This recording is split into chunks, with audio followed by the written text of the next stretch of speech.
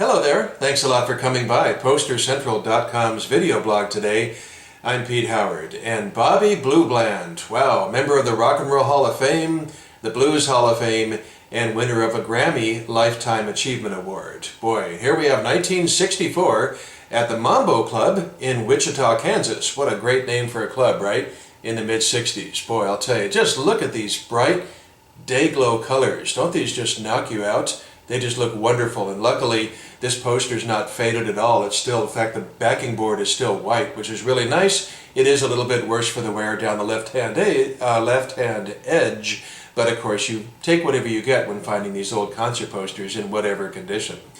Now this was a tour blank, which means of course the white area up here, that white strip, was left blank, and it's unusually smaller than most. That's a rather narrow tour blank area, but it was enough, as you can see, to get in the date, the time, the venue, and my fingers, I should say, and the ticket price. Now, it was big enough most of the time to get that information in there, and I'll show you in just a second an instance of when it was not enough room. But anyway, you got this, the colorful portion is the constant portion through the whole tour. You've got this really strong in-your-face design with Bobby's face there, top, front, and center, and, his name and the Revue in big fluorescent letters surrounding him. Just really a compelling look.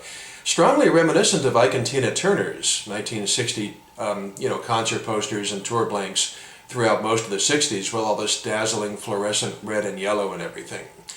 Now, besides the headliner, Bobby, as you can see, there's about 5 people all named and pictured and everything, and, they're all sort of looking like stars in their own right. But this was a common marketing approach. You take, members of your Revue and sort of blow them up and make it look like more action on the poster, like people are getting more stars for their buck.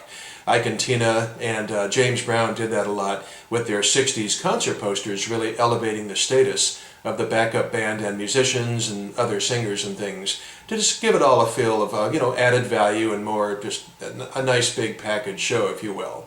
But, for example, Bobby at this point in 64 had charted 20 R&B hits in the last 7 years, including a #1 the year before, That's the Way Love Is. But the other 5 people on here had never touched the chart even for a moment. So there's the evidence. However, if you can see there, Lee Lamont, sort of in the center toward the bottom, he would actually the following year, 65, have a top 30 R&B hit. So that's pretty cool.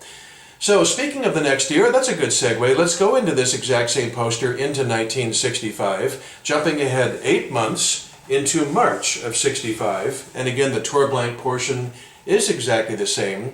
And as you can see, this one was heavily exposed to either tube fluorescent lights or sunlight, and so it's quite toned and faded and everything, but it is the same poster. Now, earlier in the video, I said that narrow strip up above was enough usually for the venue information. Well, not always. Take a look at this. Holy cats. This dates, this promoter, and this printer did not get it all in there, and I don't know why, but as you can see, it does say the Pleasure Pier, most likely Galveston, Texas. There's more than one Pleasure Pier in the United States, but Bobby was from Houston, so Galveston's a real good guess on that one. And it's a Mardi Gras dance on Tuesday, March 2, and you're already running out of white area with that information. You can see it says a Dibbles and Son attraction, and the ticket prices are fairly small, but they are visible. But then the location and the table reservation phone number, it just runs into the black. And, even the 9 p.m. till, it just it runs into the black, and some of it runs into the top of Bobby's head and stuff. So what can you say? It's funky, right? But you can read it if you get up and stick your nose into it. So it does the job, and that's okay. And let us never forget that this thing was made to last for just a few weeks. All of these were. And then be discarded. Nobody dreamed that half a century later I'd be dissecting them on something called the internet, which people around the world could examine endlessly, right?